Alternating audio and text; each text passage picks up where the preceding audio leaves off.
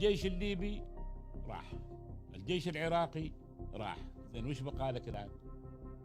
بقى لك الجيش المصري تمام بقوته، وبقى لك الجيش السوري، ويعوض بإذن الله تعالى. يعني أموره الحمد لله يعني أكثر من 80%.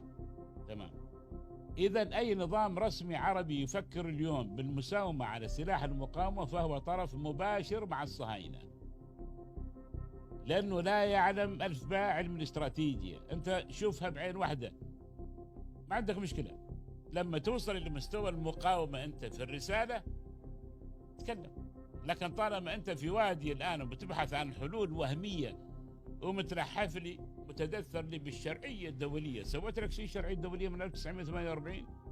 جيب لي حاجة واحدة بس، كل الشرعية الدولية جابت لي كذا، ولا عملت لك أي حاجة.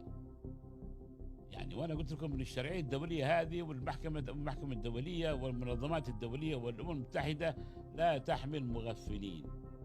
يا أخواننا يا نظام رسمي عربي لا تكونوا مغفلين وتقول بينتزع لي هذه النصوص، ليست لك.